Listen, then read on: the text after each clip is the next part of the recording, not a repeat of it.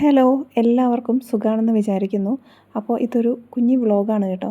അതായത് ഇതിൽ ഞാൻ ഒരുപാട് എനിക്ക് പറയാനുള്ള കാര്യങ്ങൾ പറയുന്നുണ്ട്. പിന്നെ ഇത് പുറത്ത് പോയ ഒരു കാര്യമാണ് കേട്ടോ. അതായത് ഒരു ഡ്രോയിങ് കോമ്പറ്റീഷൻ ഉണ്ടായിരുന്നു നമ്മുടെ കോട്ടയത്ത് മാമൻ മാപ്പിള ഹാളിൽ വെച്ചിട്ട്. ഇത് കുറേ ഡേയ്സായി നടന്നിട്ട്, പക്ഷേ എനിക്ക് ഇത് റെക്കോർഡ് ചെയ്യാനോ ഒന്നിനും പറ്റിയില്ല, ഹെൽത്ത് ഇഷ്യൂസ് കാരണം. അതുകൊണ്ടാണ് ഞാനത് ചെയ്യാതിരുന്നത് കേട്ടോ. അപ്പോൾ ഈ ഒരു ഇവൻറ്റിൽ നമ്മുടെ ഗവർണർ ആയിരുന്നു ഗസ്റ്റായിട്ട് വന്നിട്ടുണ്ടായിരുന്നത്. അപ്പോൾ എൻ്റെ മോൻ നന്നായിട്ട് പടം വരയ്ക്കും കേട്ടോ. അപ്പോൾ എനിക്ക് തീരെ വയ്യാത്ത സിറ്റുവേഷനൊക്കെ ആയിരുന്നു. എനിക്ക് ഭയങ്കര വൊമിറ്റിങ്, തലകറക്കം, ഇങ്ങനെയൊക്കെ ഒത്തിരി പ്രശ്നങ്ങളൊക്കെ ഉണ്ടായിരുന്നു കേട്ടോ. അപ്പോൾ ഇത് കണ്ടോ, നമ്മുടെ ഗവർണർ വന്നിട്ട് ഇനാഗുറേഷനൊക്കെ ചെയ്യുന്നതാണ്, രാജശേഖർ സർ. അപ്പോൾ ഞാൻ ഈ ഒരു ഇവൻറ്റിന് അങ്ങനെ പോകാൻ പറ്റുമോ അങ്ങനെയൊന്നും വിചാരിച്ചതല്ല. എനിക്ക് രാവിലെ പോലും എഴുന്നേറ്റിട്ട് എനിക്ക് ഒട്ടും മേലായിരുന്നു, ഭയങ്കര വോമിറ്റിംഗ് ആയിരുന്നു. എനിക്കറിയാമല്ലോ ഞാൻ പ്രഗ്നൻ്റാണ്. അപ്പോൾ ഞാനും മക്കളുമാണ് എൻ്റെ വീട്ടിലുള്ളത്. അപ്പോൾ ഞാൻ വേണം എന്ത് കാര്യത്തിനുണ്ടെങ്കിലും കൊണ്ടുപോകാനും വീട്ടിലെ കാര്യങ്ങൾ നോക്കാനും എല്ലാം ഞാനാണെല്ലാം ചെയ്യുന്നത്. അപ്പോൾ എനിക്ക് അന്ന് രാവിലെ എഴുന്നേറ്റപ്പോൾ എനിക്ക് പോകാൻ പറ്റുമോ, എന്നോട് ഹസ്ബൻഡ് പറഞ്ഞു പോകണ്ടെന്നാണ് പറഞ്ഞത്. കാരണം എനിക്ക് ഹെൽത്ത് അത്രയും വീക്കാണ്, ഭയങ്കര വോമിറ്റിംഗ് ഒക്കെ ആയിരുന്നു കേട്ടോ. പക്ഷേ ഞാനിത് കുറച്ച് ദിവസം മുന്നേ തൊട്ട് ഇങ്ങനെ ഈ ഒരു ഡ്രോയിങ് കോമ്പറ്റീഷന് പോകണം എന്നിങ്ങനെ വിചാരിച്ചിട്ടുണ്ടായിരുന്നു. അപ്പോൾ എനിക്ക് ഈ ഒരു ഡ്രോയിങ് കോമ്പറ്റീഷനെ പറ്റി ന്യൂസ് പേപ്പറിൽ വന്ന ആഡ് എൻ്റെ ബ്രദറാണ് എന്നോട് പറഞ്ഞിട്ടുണ്ടായിരുന്നു. അപ്പോൾ തൊട്ടേ ഞാനിങ്ങനെ വിചാരിച്ചിട്ടുണ്ടായിരുന്നു പോകണം എന്നുള്ളത്. കാരണം എൻ്റെ മോൻ നന്നായിട്ട് വരയ്ക്കും. അപ്പോൾ എൻ്റെ ഒരു ആഗ്രഹം, അതിലുപരി അവന് ഭയങ്കര ഇഷ്ടമാണ്. അപ്പോൾ എനിക്ക് എത്ര വയ്യെങ്കിലും പോകണം. കാരണം ഇത് കുറച്ച് ദൂരവും കൂടിയുണ്ട്. അപ്പോൾ എനിക്ക് കാർ ഡ്രൈവ് ചെയ്യാൻ പറ്റുമോ, അങ്ങനെയൊക്കെയുള്ള കുറേ കാര്യങ്ങളുണ്ടായിരുന്നു കേട്ടോ. പക്ഷേ സമയമായപ്പോൾ എനിക്ക് പോകാൻ പറ്റി. നല്ല തിരക്കുണ്ടായിരുന്നു കേട്ടോ. അപ്പോൾ അവിടെ ചെന്നിട്ട് എനിക്ക് വോമിറ്റിങ്, ഞാൻ പോകുന്ന വഴിയിലൊക്കെ വോമിറ്റ് ചെയ്തു. അവിടെ ചെന്നിട്ട് വോമിറ്റ് ചെയ്തു. ഞങ്ങൾക്ക് പാർക്കിങ് കിട്ടുമോ എന്നുള്ള ഡൗട്ട് കാരണം ഇത് 8:30 തുടങ്ങുന്ന കോമ്പറ്റീഷനായിരുന്നു. അപ്പോൾ ഞങ്ങൾ ഇവിടുന്ന് 7 മണി കഴിഞ്ഞപ്പോഴത്തേക്കും ഇറങ്ങി.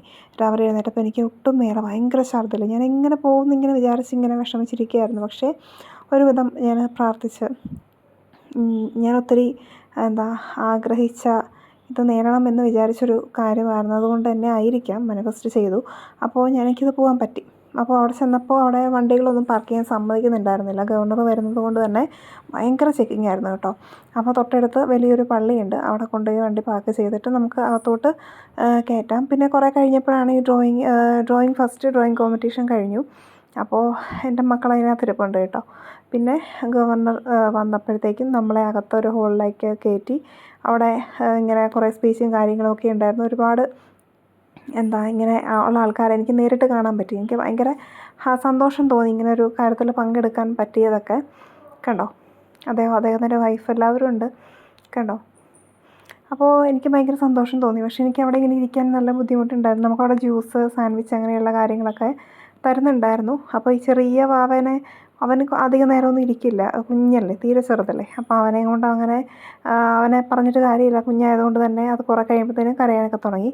പക്ഷെ ഞാൻ ഒരുവിധം പിടിച്ചിരുത്താനൊക്കെ നോക്കി. എന്നാലും പിന്നെ അവിടെ നിന്ന് ജ്യൂസൊക്കെ കിട്ടിയപ്പോഴത്തേക്ക് അതൊക്കെ പിടിച്ച് അവിടെ ഇരിക്കുന്നുണ്ടായിരുന്നു. അപ്പോൾ കണ്ടോ, അങ്ങനെ ഈ ഒരു മോന് സർട്ടിഫിക്കറ്റൊക്കെ കിട്ടി കേട്ടോ. സർട്ടിഫിക്കറ്റ് കിട്ടി. അങ്ങനെ ഇതൊക്കെ കഴിഞ്ഞിട്ടാണ് ഞങ്ങൾ തിരിച്ച് മടങ്ങിയത്. തിരിച്ച് വന്നപ്പോഴത്തേക്ക് എനിക്ക് നല്ല വോമിറ്റിങ്ങൊക്കെ ആയിട്ടുണ്ടായിരുന്നു. സ്പീച്ചും കാര്യങ്ങളൊക്കെ ഒത്തിരി അങ്ങ് ഡിലേ ആയില്ല, എന്നാലും കുറച്ച് സ്പീഡപ്പായിട്ടാണ് പ്രോഗ്രാമൊക്കെ നടന്നത് കേട്ടോ. അപ്പോൾ എനിക്ക് ഭയങ്കര ഒരു സാറ്റിസ്ഫാക്ഷൻ തോന്നിയൊരു ദിവസമാണത്. കാരണം ഞാൻ വിചാരിച്ചൊരു കാര്യം, ഒരു ഡ്രോയിങ് കോമ്പറ്റീഷനൊക്കെ അവിടെ പങ്കെടുപ്പിക്കാൻ പറ്റുക എന്ന് പറയുന്നത് എന്നെ സംബന്ധിച്ച് എനിക്ക് വലിയൊരു കാര്യമായിരുന്നു. അപ്പോൾ അതിൽ സർട്ടിഫിക്കറ്റും കിട്ടി. അപ്പം ഇത് ഇനാഗുറേഷനൊക്കെ ആയിട്ടുള്ള ഇതാണ് കാണിക്കുന്നത് കേട്ടോ. അപ്പം കുറേ തവണ എഴുന്നേറ്റ് നിൽക്കണം, ഇരിക്കണം, അങ്ങനെ കുറേ കാര്യങ്ങളൊക്കെ വന്നിട്ടുണ്ടായിരുന്നു. എനിക്ക് എല്ലാ തവണ എഴുന്നേറ്റ് നിൽക്കാനൊന്നും പറ്റുന്നുണ്ടായിരുന്നില്ല.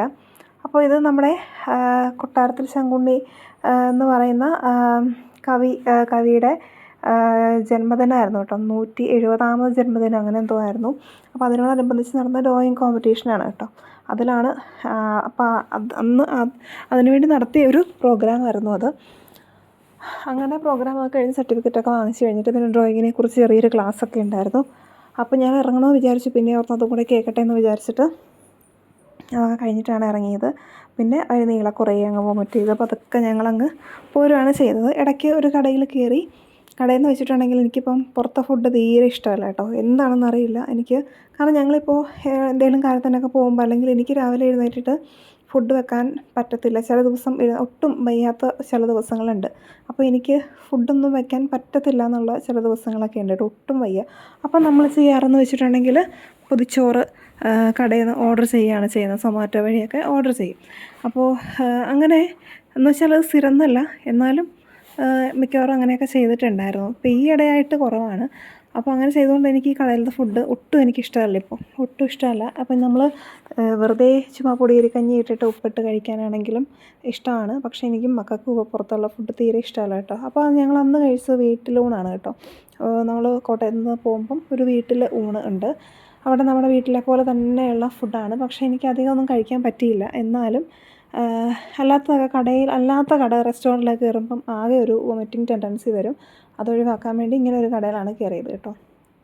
അപ്പോൾ ഞാൻ എന്തൊക്കെയോ പറയണമെന്നൊക്കെ വിചാരിച്ച ഒരു വ്ളോഗും കൂടിയാണിത്. പക്ഷേ ഇതെല്ലാം ഞാൻ വിചാരിച്ച എല്ലാ കാര്യങ്ങളൊന്നും എനിക്ക് പറയാൻ പറ്റിയിട്ടില്ല. എല്ലാവരും മെഡിറ്റേഷനും കാര്യങ്ങളൊക്കെ ചെയ്യുന്നുണ്ടെന്ന് വിചാരിക്കുന്നു. നല്ല രീതിയിൽ ഒരു ലാഗ് വന്നിട്ടുണ്ട് നമ്മുടെ വീഡിയോസിലൊക്കെ അല്ലേ. എന്നിരുന്നാലും വീഡിയോസ് വന്നാലും ഇല്ലെങ്കിലും നമ്മൾ തുടങ്ങി വെച്ച കാര്യങ്ങൾ ഒരിക്കലും ആരും നിർത്തരുത് കേട്ടോ. ഞാൻ അച്ചീവ് ചെയ്ത ഒരുപാട് കാര്യങ്ങളും എൻ്റെ ഒരുപാട് സ്ട്രഗിളുകളും എൻ്റെ ഒരുപാട് വിഷമങ്ങൾ, ടെൻഷൻസ്, അച്ചീവ്മെൻറ്റ്സ് എല്ലാം എനിക്ക് നിങ്ങളോട് ഷെയർ ചെയ്യാനുണ്ട്.